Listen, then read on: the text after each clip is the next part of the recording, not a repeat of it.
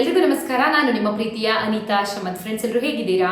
Hope ಎಲ್ಲರೂ ಚೆನ್ನಾಗಿದ್ದೀರಾ ಅಂತ ಅನ್ಕೊಂಡಿದ್ದೀನಿ. ಸೊ ಎಲ್ಲರೂ ಚೆನ್ನಾಗಿದ್ದೀರಾ ಅಂತ ಅನ್ಕೊಂಡು ಇವತ್ತಿನ ಒಂದು ವಿಡಿಯೋನ ಸ್ಟಾರ್ಟ್ ಮಾಡೋಣ.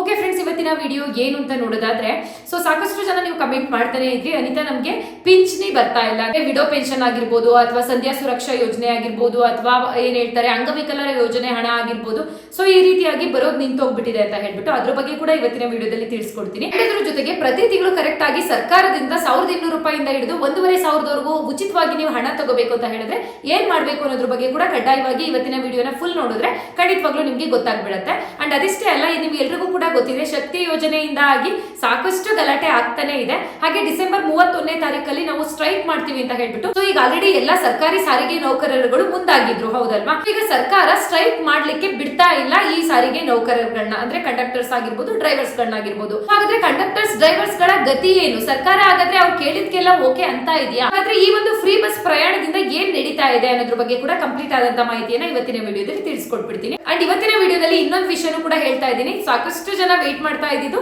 ಅನ್ನಭಾಗ್ಯ ಯೋಜನೆ ಅಕ್ಕಿ ಹಣಕ್ಕೋಸ್ಕರ, ಹೌದಲ್ವಾ? ಕಳೆದ 3-4 ತಿಂಗಳಿಂದ ದುಡ್ಡೇ ಬಂದಿಲ್ಲ ಅನಿತಾ ನಮ್ಗೆ ಅಕ್ಕಿ ಹಣ ಅಂತ ಹೇಳ್ತಿದ್ರಿ ಅಲ್ವಾ? ಅದಕ್ಕೂ ಕೂಡ ಇವತ್ತು ಸಿಹಿ ಸುದ್ದಿ ಅಂತಾನೆ ಅನ್ಕೊಳ್ಳಿ. ಸೊ ಬನ್ನಿ ಹಾಗಾದ್ರೆ ವಿಡಿಯೋನ ಸ್ಟಾರ್ಟ್ ಮಾಡೋಣ. ಅದಕ್ಕಿಂತ ಮುಂಚೆ ನೀವಿನ್ನು ನಮ್ಮ ಚಾನಲ್ಗೆ ಸಬ್ಸ್ಕ್ರೈಬ್ ಆಗದೆ ನೋಡ್ತಾ ಇದ್ದೀರಾ ಅಥವಾ ಹೊಸದಾಗಿ ಯಾರಾದ್ರೂ ನಮ್ಮ ಚಾನಲ್ ನೋಡ್ತಾ ಇದ್ದೀರಾ ಅಂದ್ರೆ ಅನಿತಾ ಶಮಂತ್ ಯೂಟ್ಯೂಬ್ ಚಾನಲ್ ಹಾಗೆ ಪುಣ್ಯ ಶಮಂತ್ ಯೂಟ್ಯೂಬ್ ಚಾನಲ್ಗೆ ಸಬ್ಸ್ಕ್ರೈಬ್ ಆಗೋದನ್ನ ಮರಿಬೇಡಿ. ಅಂಡ್ ಈಗಾಗಲೇ ಯಾರೆಲ್ಲ ಸಬ್ಸ್ಕ್ರೈಬ್ ಮಾಡಿದೀರಾ ಅವ್ರಿಗೆಲ್ಲರಿಗೂ ಕೂಡ ಥ್ಯಾಂಕ್ ಯು ಸೋ ಮಚ್ ಅಂತ ಹೇಳ್ತಾ ಪಟ್ ಅಂತ ವಿಡಿಯೋನ ಸ್ಟಾರ್ಟ್ ಮಾಡೋಣ. ಸೊ ಫ್ರೆಂಡ್ಸ್, ಈಗ ಮೊದಲನೇದಾಗಿ ಅಕ್ಕಿ ಹಣದ ಬಗ್ಗೆ ಡಿಸ್ಕಸ್ ಮಾಡ್ಬಿಡ್ತೀನಿ.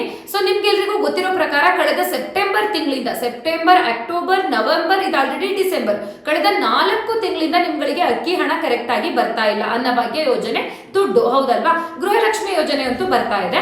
ಸೊ ಈಗ ಸರ್ಕಾರ ಇದಕ್ಕೆ ಏನಂತ ಉತ್ತರ ಕೊಡ್ತಾ ಇದೆಯಪ್ಪ ಅಂತ ಹೇಳಿದ್ರೆ, ಇಷ್ಟು ದಿನ ಟೆಕ್ನಿಕಲ್ ಎರರ್ ಇತ್ತು, ಹಾಗಾಗಿ ನಿಮ್ಗೆ ಅಕ್ಕಿ ಹಣನ ಕೊಡ್ಲಿಕ್ಕೆ ಆಗಿರ್ಲಿಲ್ಲ ಅಂತ ಹೇಳಿ ಸರ್ಕಾರ ಹೇಳಿತ್ತು. ಇವಾಗ ಆಹಾರ ಇಲಾಖೆಯಿಂದ ನಮ್ಮ ಆಹಾರ ಸಚಿವರಾದಂತ KH ಮುನಿಯಪ್ಪ ಅವರೇ ಆನ್ಸರ್ ಮಾಡ್ತಾ ಇದ್ದಾರೆ. ಕಳೆದ 4 ತಿಂಗಳಿಂದ ನಾವ್ ಏನೇನೆಲ್ಲ ಪೆಂಡಿಂಗ್ ಅಮೌಂಟ್ ನ ಅಕ್ಕಿ ಹಣದ ಇಟ್ಕೊಂಡಿದ್ವಿ ಅದೆಲ್ಲನೂ ಕೂಡ ಜನವರಿ 15ನೇ ತಾರೀಕಲ್ಲಿ, ಓಕೆನಾ, ಇದೇ ತಿಂಗಳು ಜನವರಿ 15ನೇ ತಾರೀಕು ಏನೋ ತೀರ್ಮಾನ ಮಾಡ್ತಾರಂತೆ. ಅಂದ್ರೆ ಅದಕ್ಕೆ ಸಂಬಂಧಪಟ್ಟಂತೆ ಏನೋ ಸಭೆ ಸೇರಿಸ್ಬಿಟ್ಟು ಪೆಂಡಿಂಗ್ ಅಮೌಂಟ್ ಎಲ್ಲ ಕ್ಲಿಯರ್ ಮಾಡ್ತೀವಿ ಅಂತ ಹೇಳಿ ತಿಳಿಸಿದ್ದಾರೆ. ಅಂದ್ರೆ ಒಟ್ಟಿಗೆ 4 ತಿಂಗಳಿರ್ಲಿ, 3 ತಿಂಗಳಿರ್ಲಿ, 5 ತಿಂಗಳಿಂದ ಬಂದಿರದೆ ಹೋಗ್ಲಿ, ಅದೆಲ್ಲ ಒಟ್ಟಿಗೆ ನಾವು ಅಕ್ಕಿ ಹಣವನ್ನ ಕೊಟ್ಬಿಟ್ಟು ಇನ್ನು ಮುಂದಕ್ಕೆ ನಿಮ್ಗೆ ಅಕ್ಕಿ ಹಣವನ್ನ ಕೊಡೋದಿಲ್ಲ ಅಂತ ಹೇಳಿ ತಿಳಿಸ್ತಾ ಇದ್ದಾರೆ. ಸೊ ಯಾಕೆ ಹಂಗಾದ್ರೆ ಅಕ್ಕಿ ಹಣ ಕೊಡೋದಿಲ್ಲ ಅಂತ ಕೇಳೋದಾದ್ರೆ, ಸೊ ಈಗ ಆಲ್ರೆಡಿ ಕೇಂದ್ರ ಸಚಿವರಾದಂತಹ ಪ್ರಹ್ಲಾದ್ ಜೋಶಿ ಅವರ ಹತ್ರ ಕೂಡ ಮಾತುಕತೆ ನಡೆದಿದೆಯಂತೆ, ಓಕೆನಾ? ಅಂದ್ರೆ ಈಗ ಅಕ್ಕಿ ಹಣವನ್ನ ಕೊಡ್ಲಿಕ್ಕೂ ಕೂಡ ಸಾಕಷ್ಟು ಕೋಟಿ ಸಾವಿರಾರು ಕೋಟಿ ಹಣ ಖರ್ಚಾಗ್ತಾ ಇದೆ ಅಲ್ವಾ ರಾಜ್ಯ ಸರ್ಕಾರಕ್ಕೆ. ಸೊ ಇವಾಗ ಮತ್ತೆ ಏನಂತ ತೀರ್ಮಾನ ಮಾಡಿದ್ದಾರೆ ಅಂತ ಹೇಳಿದ್ರೆ, ಅಗೇನ್ ನಾವು 10 kg ಅಕ್ಕಿಯನ್ನೇ ಕೊಟ್ಬಿಡ್ತೀವಿ ಅಂತ ಹೇಳ್ಬಿಟ್ಟು. ಯಾಕಂದ್ರೆ ನಿಮ್ಗೆ ಪರ್ ಕೆಜಿಗೆ 1 kgಗೆ ಕೊಡ್ತಿದ್ದು ಅವ್ರು ಎಷ್ಟು ದುಡ್ಡು ಅಂದ್ರೆ 34 ರೂಪಾಯಿ ಅಂತೆ, ಹೌದಲ್ವಾ? ಸೊ ಈಗ ಕೇಂದ್ರ ಸರ್ಕಾರ ಏನ್ ಮಾಡ್ತಾ ಇದೆ ಅಂತ ಹೇಳಿದ್ರೆ, ರಾಜ್ಯ ಸರ್ಕಾರಕ್ಕೆ 28 ರೂಪಾಯಿ kg ಅಂತೆ ಅಕ್ಕಿಯನ್ನ ಕೇಂದ್ರ ಸರ್ಕಾರನೇ ರಾಜ್ಯ ಸರ್ಕಾರಕ್ಕೆ ಕೊಡ್ತಾ ಇದೆ. ಅಲ್ಲಿಗೆ ರಾಜ್ಯ ಸರ್ಕಾರಕ್ಕೆ ದುಡ್ಡು ಉಳಿತಾಯ ಆಯ್ತಲ್ವಾ?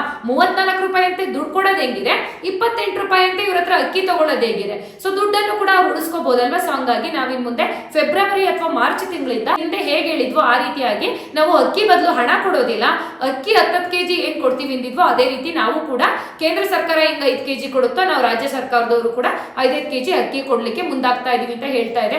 ಈ ಮಾತನ್ನ ಕೇಳಿ ನಿಮ್ಗೆ ಎಷ್ಟು ಬೇಜಾರಾಗ್ತಾ ಇದೆಯೋ ನನಗೂ ಕೂಡ ಅಷ್ಟೇ ಬೋರ್ ಆಗ್ತಾ ಇದೆ. ಯಾಕೆಂದ್ರೆ ಇದು ಇವತ್ತು ನಿನ್ನೆಯಿಂದ ಬಂದಿರೋದಲ್ಲ. ನಮ್ಮ ಕಾಂಗ್ರೆಸ್ ಸರ್ಕಾರ ರಾಜ್ಯದಲ್ಲಿ ಯಾವಾಗ ಅಧಿಕಾರಕ್ಕೆ ಬಂತೋ ಅವಾಗ್ಲಿಂದ ಅವರೇ ಕನ್ಫ್ಯೂಷನ್ ಅಲ್ಲಿ ಇದ್ದಾರೆ. ಅಕ್ಕಿ ಕೊಡ್ಬೇಕಾ ದುಡ್ಡು ಕೊಡ್ಬೇಕಾ? ಅಕ್ಕಿ ದುಡ್ಡು ಕೊಡ್ತಾನೂ ಇರ್ತಾರೆ. ಸೊ ಈ ರೀತಿಯಾಗಿ ತಡ ಮಾಡಿದ್ರು ಅಕ್ಕಿ ಹಣ ಕೊಡೋದು ಅಂದಾಗ, ಇಲ್ಲ ನಾವು ಅಕ್ಕಿ ಕೊಟ್ಬಿಡ್ತೀವಿ, ಆ ಒಂದು ರಾಜ್ಯದಲ್ಲಿ ಕೇಳಿದೀವಿ, ಈ ಬೇರೆ ರಾಜ್ಯದಲ್ಲಿ ಕೇಳಿದೀವಿ, ಅವರೆಲ್ಲರೂ ಅಕ್ಕಿ ಕೊಡ್ತೀವಿ ಅಂತ ಹೇಳಿದ್ದಾರೆ, ನಿಮ್ಗಿನ್ ಮುಂದೆ ಅಕ್ಕಿ ಕೊಡ್ತೀವಿ ಅಂತ ಹೇಳ್ತಾರೆ. ಇನ್ 3 ತಿಂಗಳು ಬಿಟ್ಟು ನೋಡಿದ್ರೆ ಅದ್ರ ಬಗ್ಗೆ ವಿಷಯನೇ ಇರೋದಿಲ್ಲ.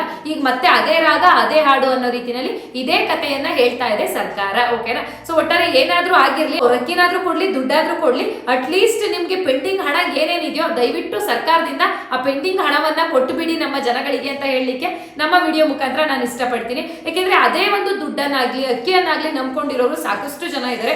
ದಯವಿಟ್ಟು ಸರ್ಕಾರ ಕೊಡ್ತೀನಿ ಅಂದ್ಬಿಟ್ಟು ಕೊಡದೇ ಇರೋದು ಒಳ್ಳೇದಲ್ಲ. ದಯವಿಟ್ಟು ಕೊಡಿ, ಇಲ್ಲ ಅಂತಂದ್ರೆ ಬಾಯಿಗೆ ಬಂದಾಗ ನಮ್ಮ ಜನಗಳು ಕಮೆಂಟ್ ಅಲ್ಲೂ ಬೈತಾರೆ, ಜೊತೆಗೆ ನೇರವಾಗೂ ಕೂಡ ಬೈತಾರೆ. ಟಿವಿ ಮಾಧ್ಯಮದಲ್ಲಿ ಬಂದಾಗ ನಿಮ್ಗೂ ಕೂಡ ಮುಜುಗರ ಆಗತ್ತೆ. ಜನಗಳು ಹಂಗಂದ್ರು ನಾವು ಗೃಹಲಕ್ಷ್ಮಿ ಯೋಜನೆಗೆ ದುಡ್ಡು ಕೊಡ್ತಾ ಇದೀವಿ ಅಥವಾ ಅಕ್ಕಿ ದುಡ್ಡು ಕೊಡ್ತಾ ಇದೀವಿ, ಆದ್ರೂ ಕೂಡ ಈ ರೀತಿ ಮಾತಾಡ್ತಾರೆ ಅಂತ ನೀವೇ ಮತ್ತೆ ಮಾಧ್ಯಮದಲ್ಲಿ ಹೇಳಲಿಕ್ಕೆ ಸ್ಟಾರ್ಟ್ ಮಾಡ್ತೀರಾ, ಓಕೆನಾ?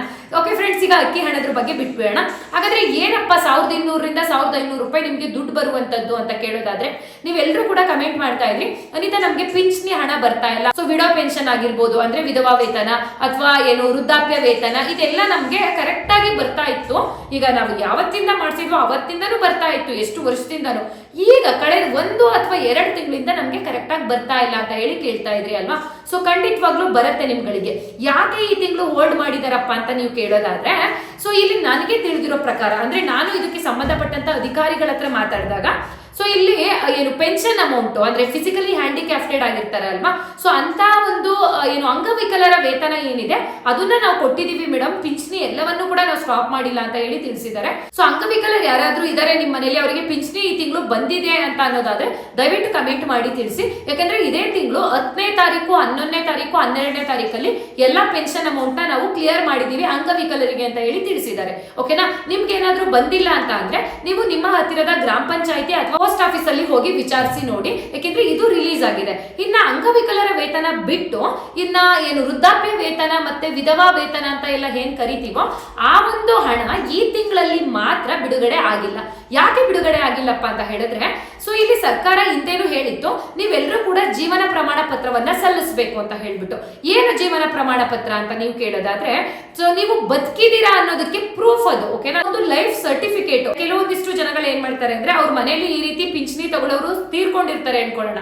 ಸೊ ಅಲ್ಲಿ ಆ ಪಿಂಚಣಿದಾರರು ತೀರ್ಕೊಂಡಿದ್ರು ಕೂಡ ಅವರ ಮಗ, ಸೊಸೆ ಅಥವಾ ಮಗಳು, ಅಳಿಯ ಯಾರೋ ಒಬ್ರು ಆ ತಾಯಿ ತೀರಿದ್ರು ಕೂಡ ಅವ್ರ ಹೆಸರಲ್ಲಿ ಸೊ ಹಣವನ್ನ ತಗೊಂತಾ ಇರ್ತಾರೆ. ಹಾಗಾಗಿ ಸರ್ಕಾರ ಇವಾಗ ಏನ್ ಮಾಡ್ತಪ್ಪ ಅಂತ ಹೇಳಿದ್ರೆ, ನೀವು ಬದುಕಿದೀರಾ ಅಂತ ಹೇಳಿದ್ರೆ ಪ್ರತಿ ವರ್ಷ ನೀವು ಜೀವನ್ ಪ್ರಮಾಣ ಪತ್ರವನ್ನ ಸಲ್ಲಿಸಬೇಕು ಅಂತ ಹೇಳಿತ್ತು. ಆದ್ರೆ ಎಷ್ಟು ಜನ ಸಲ್ಲಿಸಿದ್ರಿ, ಎಷ್ಟು ಜನ ಬಿಟ್ರಿ ಅಂತ ಹೇಳಿ ಗೊತ್ತಿಲ್ಲ. ಓಕೆನಾ, ಅಂಡ್ ಸಾಕಷ್ಟು ಜನ ಕೇಳ್ತೀರಾ, ಅನಿತಾ ಹಾಗಾದ್ರೆ ಎಲ್ಲಿ ಮಾಡಿಸ್ಬೇಕು ಜೀವನ್ ಪ್ರಮಾಣ ಪತ್ರವನ್ನ ಅಂತ ಹೇಳ್ಬಿಟ್ಟು. ನೀವು ಯಾವುದೇ ಸೈಬರ್ ಸೆಂಟರ್ ಗಳಿಗೆ ಹೋಗಿ ಕೇಳಿದ್ರು ಕೂಡ ಅಥವಾ CSC ಸೇವಾ ಕೇಂದ್ರಗಳಿಗೆ ಹೋದ್ರೆ ಜೀವನ್ ಪ್ರಮಾಣ ಪತ್ರ ಮಾಡ್ಕೊಡಿ ಅಂತ ಹೇಳಿದ್ರೆ ನಿಮ್ಮ ಹೆಸರಲ್ಲಿ ಖಂಡಿತವಾಗ್ಲೂ ಜೀವನ್ ಪ್ರಮಾಣ ಪತ್ರವನ್ನ ಮಾಡಿ ಕೊಡ್ತಾರೆ. ಓಕೆನಾ, ಸೊ ಇನ್ನ ಕೆಲವೊಂದಿಷ್ಟು ಜನ ಏನ್ ಕೇಳಿದ್ರಿ ಅಂತ ಹೇಳಿದ್ರೆ, ನಾವು ನಮ್ ಕಡೆ ಕೇಳಿ ನೋಡಿದ್ವಿ ಅನಿತಾ ಪೋಸ್ಟ್ ಆಫೀಸ್ ಅಲ್ಲಿ, ಗ್ರಾಮ ಪಂಚಾಯತಿನಲ್ಲಿ, ಇಲ್ಲ ನಮ್ಗಿದ್ರ ಬಗ್ಗೆ ಏನ್ ವಿಷಯ ಗೊತ್ತಿಲ್ಲ ಅಂತ ಹೇಳ್ತಾರೆ ಅಂತ ಹೇಳಿ ಕೇಳ್ತಾ ಇದ್ರಿ. ಬಟ್ ಅವ್ರು ಯಾಕಂಗ್ ಹೇಳ್ತಾರೆ ಅಂತ ಗೊತ್ತಿಲ್ಲ, ಅಥವಾ ಸರ್ಕಾರದಿಂದ ಬಂದಿರುವಂತ ವಿಷಯ ಸ್ವಲ್ಪ ಜನಗಳಿಗೆ ಮುಟ್ಬಿಟ್ಟು ಇನ್ನ ಸ್ವಲ್ಪ ಜನಗಳಿಗೆ ಮುಟ್ಟೇ ಇಲ್ವಾ ಅದ್ರ ಬಗ್ಗೆನೂ ತಿಳಿತಾ ಇಲ್ಲ. ಒಟ್ನಲ್ಲಿ ಸರ್ಕಾರನೇ ಹೇಳಿತ್ತು, ಈ ಒಂದು ಜೀವನ ಪ್ರಮಾಣ ಪತ್ರವನ್ನ ಕೊಟ್ರೆ ಮಾತ್ರನೇ ನಿಮ್ಗೆ ಈ ನವೆಂಬರ್ ಡಿಸೆಂಬರ್ ಇಂದ ಏನ್ ಬರ್ತಾ ಇದೆ ಪೆನ್ಷನ್ ಆ ಅಮೌಂಟ್ ಕಂಟಿನ್ಯೂ ಆಗುತ್ತೆ ಅಂತ ಹೇಳ್ಬಿಟ್ಟು. ಈಗ ಪ್ರತಿ ತಿಂಗಳು 1,200 ರೂಪಾಯಿ, 1,000 ರೂಪಾಯಿ, 1,500 ರೂಪಾಯಿ ಈ ರೀತಿ ಹಣ ಪಡೆಯೋರು ಇದೀರಾ ಅಲ್ವಾ. ಸೊ ಅವ್ರೆಲ್ರಿಗೂ ಕಂಟಿನ್ಯೂ ಆಗ್ಬೇಕು ಈ ಹಣ ಅಂತ ಹೇಳಿದ್ರೆ ನೀವು ಜೀವನ್ ಪ್ರಮಾಣ ಪತ್ರ ಸಲ್ಲಿಸಬೇಕು ಅಂತಾನೆ ತಿಳಿಸಿದ್ದಂಥದ್ದು. ಬಟ್ ಭಯ ಪಡಬೇಡಿ, ಜೀವನ್ ಪ್ರಮಾಣ ಪತ್ರ ನಾವು ತಲುಪಿಸಿಲ್ಲ ಅಂದ ತಕ್ಷಣ ನಿಮ್ಗೆ ಬರೋದು ನಿಂತೋಗಿರೋದಿಲ್ಲ. ಆದ್ರೆ ಈ ತಿಂಗಳಲ್ಲಿ ಅದ್ರ ಬಗ್ಗೆನೇ ವೆರಿಫಿಕೇಶನ್ ನಡೀತಾ ಇದೆ. ಓಕೆನಾ, ಅಂದ್ರೆ ನಿಜವಾಗ್ಲೂ ಈ ವ್ಯಕ್ತಿ ಬದುಕಿದಾರಾ, ಸೊ ಬದುಕಿದ್ದೇ ಈ ಹಣವನ್ನ ತಗೋತಾ ಇದ್ದಾರಾ ಅಥವಾ ತೀರ್ಕೊಂಡಿದ್ರು ಯಾರಾದ್ರೂ ಇವ್ರ ಹಣವನ್ನ ತಗೋತಾ ಇದ್ದಾರಾ, ಇದೆಲ್ಲಾನು ಪರಿಶೀಲನೆ ಮಾಡ್ತಾ ಇದ್ದಾರೆ. ಸೊ ಹಂಗಾಗಿ ಸೊ ನಿಮ್ಗಳಿಗೆ ಈ ರೀತಿ ವಯಸ್ಸಾಗಿರೋರ್ಗೆಲ್ಲ ಏನ್ ಪಿಂಚಣಿ ಬರ್ತಾ ಇದೆಯೋ ಅದು ಸ್ವಲ್ಪ ಹೋಲ್ಡ್ ಮಾಡಿದ್ದಾರೆ, ಆದ್ರೆ ಕೊಟ್ಟೆ ಕೊಡ್ತಾರೆ. ಓಕೆನಾ, ಮುಂದಿನ ತಿಂಗಳಿಂದ ಕೊಡ್ತಾರೆ. ಏನಾದ್ರೂ ನಿಮ್ಗೆ ಇಲ್ಲ ಇನ್ನೂ 1-2 ತಿಂಗಳು ಕಾಯ್ದ್ರೂ ಕೂಡ ನಿಮಗೆ ಬರ್ಲೇ ಇಲ್ಲ ಇಷ್ಟು ದಿನ ಬರ್ತಿದ್ದು ಪಿಂಚಣಿ ಅಂತ ಹೇಳಿದ್ರೆ ಖಂಡಿತವಾಗ್ಲೂ ಜೀವನ ಪ್ರಮಾಣ ಪತ್ರವನ್ನ ಮಾಡಿಸ್ಬಿಟ್ಟು ನಿಮ್ಮ ಹತ್ತಿರದ ಗ್ರಾಮ ಪಂಚಾಯತಿ ಅಥವಾ ಪೋಸ್ಟ್ ಆಫೀಸ್ ನಲ್ಲಿ ಹೋಗಿ ವಿಚಾರಿಸಿ. ಇದ್ರ ಬಗ್ಗೆ ಇನ್ನೂ ಹೆಚ್ಚಿನ ಮಾಹಿತಿಯನ್ನ ನಾನು ಕೂಡ ಕಲೆಕ್ಟ್ ಮಾಡ್ಲಿಕ್ಕೆ ಟ್ರೈ ಮಾಡ್ತೀನಿ. ಖಂಡಿತ ಹೆಚ್ಚಿನ ವಿಷಯ ಸಿಕ್ಕ ತಕ್ಷಣ ಇನ್ನು ಮುಂದಿನ ಕೆಲಸವನ್ನ ನೀವು ಏನ್ ಮಾಡಬಹುದು ಈ ಹಣವನ್ನ ಪಡಿಲಿಕ್ಕೆ ಅಂತ ಹೇಳ್ಬಿಟ್ಟು ಖಂಡಿತವಾಗ್ಲೂ ಮತ್ತೆ ಮಾಹಿತಿಯನ್ನ ಕೊಡ್ತಾ ಇರ್ತೀನಿ. ಓಕೆನಾ, ಸದ್ಯಕ್ಕೆ ಲೇಟೆಸ್ಟ್ ಆಗಿ ಬಂದಿರುವಂತ ಮಾಹಿತಿ ಅಂತ ಅಂದ್ರೆ ಇದೇನೆ. ಇನ್ನು ಯಾರಾದ್ರೂ ನಿಮ್ಮ ಮನೇಲಿ 60 ವರ್ಷದ ಮೇಲ್ಪಟ್ಟವ್ರು ಇದಾರೆ ಅಥವಾ ಏನಾದ್ರೂ ಗಂಡ ಸತ್ತಿರೋರು ಇದಾರೆ ಅಥವಾ ಅಂಗವಿಕಲರು ಇದಾರೆ ಅಂತ ಹೇಳಿದ್ರೆ ದಯವಿಟ್ಟು ತಡ ಮಾಡಕ್ ಹೋಗ್ಬೇಡಿ. ಸರ್ಕಾರದಿಂದ ಆರಾಮ್ಸೆ 1,000, 1,200, 1,300, 1,500 ಇಷ್ಟೆಲ್ಲ ದುಡ್ಡು ಪ್ರತಿ ತಿಂಗಳು ಬರುತ್ತೆ. ಅದನ್ನ ನೀವು ಕೂಡ ಉಪಯೋಗ ಮಾಡ್ಕೊಡಿ. ಓಕೆನಾ, ಸೊ ನಿಮ್ಮ ಹತ್ತಿರದ ಗ್ರಾಮ ಪಂಚಾಯತಿಗೆ ಹೋಗಿ ವಿಚಾರಿಸಿದ್ರೆ ಸಾಕು, ಯಾವ ರೀತಿ ಅಪ್ಲಿಕೇಶನ್ ಹಾಕೋದು ಈ ಸಂಧ್ಯಾ ಸುರಕ್ಷಾ ಯೋಜನೆಗಾಗಿರ್ಬೋದು ಅಥವಾ ವಿಧವಾ ವೇತನಕ್ಕಾಗಿರ್ಬೋದು ಅಂತ ಹೇಳಿದ್ರೆ ಅವರೇ ತಿಳಿಸ್ಕೊಡ್ತಾರೆ. ಅಟ್ಲೀಸ್ಟ್ ಅವ್ರೇನಾದ್ರೂ ನಿಮ್ ಕಡೆ ರೆಸ್ಪಾನ್ಸೇ ಮಾಡ್ಲಿಲ್ಲ, ರೆಸ್ಪಾಂಡೇ ಸಿಗ್ತಾ ಇಲ್ಲ ನಿಮ್ಗೆ ಅವ್ರ ಕಡೆಯಿಂದ ಅಂತಂದ್ರೆ ಯಾವ್ದಾದ್ರು CSC ಸೇವಾ ಕೇಂದ್ರಗಳಿಗೆ ವಿಸಿಟ್ ಮಾಡಿ. ಓಕೆನಾ, ಅಲ್ಲೂ ಕೂಡ ಎಲ್ಲಾ ಕಡೆ ಮಾಡ್ಕೊಡ್ತಾರೆ. ಇವಾಗ ನೀವೇ ಗ್ರಾಮ ಪಂಚಾಯತ್ಗೆ ಹೋಗ್ಬೇಕು ಅಂತ ಏನ್ ರೂಲ್ಸ್ ಇಲ್ಲ, ಎಲ್ಲಾ ಕಡೆ ನಿಮ್ಗೆ ವಿಧವಾ ವೇತನಕ್ಕೂ ಅರ್ಜಿ ಹಾಕೊಡ್ತಾರೆ. ಅಥವಾ ವಯಸ್ಸಾಗಿರೋರು ಇದೀರ ಅಂದ್ರೆ ನಿಮ್ಗೂ 1,200 ರೂಪಾಯಿ ಬರೋ ರೀತಿ ಮಾಡ್ಕೊಡ್ತಾರೆ. ಅದಕ್ಕೆ ನಿಮ್ದು ಏನು ಕ್ಯಾಸ್ಟ್ ಅಂಡ್ ಇನ್ಕಮ್ ಸರ್ಟಿಫಿಕೇಟ್ ತಗೊಂಡ್ ಹೋಗ್ಬೇಕು, ನಿಮ್ದು ಆಧಾರ್ ಕಾರ್ಡ್ ತಗೊಂಡ್ ಹೋಗ್ಬೇಕು. ಓಕೆನಾ. ಸೊ ಕೆಲವೊಂದಿಷ್ಟು ಡಾಕ್ಯುಮೆಂಟ್ಸ್ ಅಂದ್ರೆ ನಿಮ್ಮ ಒಂದು ಫೋಟೋ ತಗೊಂಡು ಹೋಗ್ಬೇಕಾಗತ್ತೆ ಅಂಡ್ ಗಂಡ ಸತ್ತಿರೋರು ಇದ್ರೆ ಗಂಡಂದು ಡೆತ್ ಸರ್ಟಿಫಿಕೇಟ್ ತಗೊಂಡು ಹೋಗ್ಬೇಕಾಗತ್ತೆ. ಈ ರೀತಿ ತಗೊಂಡೋಗಿ ಮಾಡಿಸ್ಕೊಂಡ್ರೆ ನೀವು ಕೂಡ ಪ್ರತಿ ತಿಂಗಳು ನಿಮ್ಮ ಮನೇಲಿ ಏಜ್ ಆಗಿರೋರು ಇದ್ರಿ ಅಂತ ಹೇಳಿದ್ರೆ ಆರಾಮ್ಸೆ ಸರ್ಕಾರದಿಂದ ಬರುವಂತ ದುಡ್ಡನ್ನ ತಗೋಬಹುದು. ಸೊ ಇದಿಷ್ಟು ಇವಾಗ ಲೇಟೆಸ್ಟ್ ಆಗಿ ಬಂದಿರುವಂತ ಅಪ್ಡೇಟ್. ಆಲ್ರೆಡಿ ವಿಡಿಯೋ ತುಂಬಾ ಲೆಂತಿ ಆಯ್ತು ಅಂತ ಅನ್ಕೊಂಡಿದೀನಿ. ಈ ಬಸ್ ಬಂದ್ ಬಗ್ಗೆ ಕೂಡ ಈ ವಿಡಿಯೋದಲ್ಲೇ ತಿಳಿಸೋಣ ಅಂತ ಅನ್ಕೊಂಡಿದ್ದೆ. ಯಾಕಂದ್ರೆ ಡಿಸೆಂಬರ್ 31ನೇ ತಾರೀಕಿಂದ ಬಸ್ ಬಂದ್ ಆಗುತ್ತೆ, ನಾವು ಸ್ಟ್ರೈಕ್ ಮಾಡ್ತೀವಿ ಅಂತ ಹೇಳ್ತಿದ್ರಲ್ವಾ. ಸೊ ಅದನ್ನ ಈಗ ನಿಲ್ಲಿಸಬೇಕು ಅಂತ ಸರ್ಕಾರ ಆದೇಶ ಹೊರಡಿಸಿದೆ ಅಲ್ವಾ. ಅದ್ರ ಬಗ್ಗೆ ಚರ್ಚೆ ಏನಾಗ್ತಾ ಇದೆ ಅನ್ನೋದನ್ನ ಖಂಡಿತ ಮುಂದಿನ ವಿಡಿಯೋದಲ್ಲಿ ನಾನು ನಿಮ್ಗೆ ತಿಳಿಸ್ಕೊಡ್ತೀನಿ. ಆ ವಿಡಿಯೋ ಜೊತೆಗೆ ನಿಮ್ಗೆ ಇನ್ನೊಂದು ಗುಡ್ ನ್ಯೂಸ್ ಕೂಡ ಇದೆ. ಅಂದ್ರೆ ಯಾರ್ಯಾರೆಲ್ಲ ಫೋನ್ ಇಟ್ಕೊಂಡಿದ್ದೀರಾ, ಸೊ ಅಂತವ್ರಿಗೆ ತುಂಬಾನೇ ಗುಡ್ ನ್ಯೂಸ್. ಆದಷ್ಟು ನಿಮ್ಗೆ ಎಲ್ರಿಗೂ ಕೂಡ ಫೋನ್ ಇಟ್ಕೊಂಡೇ ಇರ್ತೀರಾ. ಅದು ಆಂಡ್ರಾಯ್ಡ್ ಫೋನ್ ಆಗಿರ್ಲಿ ಅಥವಾ ಐಫೋನ್ ಆಗಿರ್ಲಿ ಅಥವಾ ಏನು ಬೇಸಿಕ್ ಸೆಟ್ ನೋಕಿಯಾ ಎಲ್ಲ ಇಟ್ಕೊಂತಿದ್ವಿ ಅಲ್ವಾ ಹಿಂದೆ.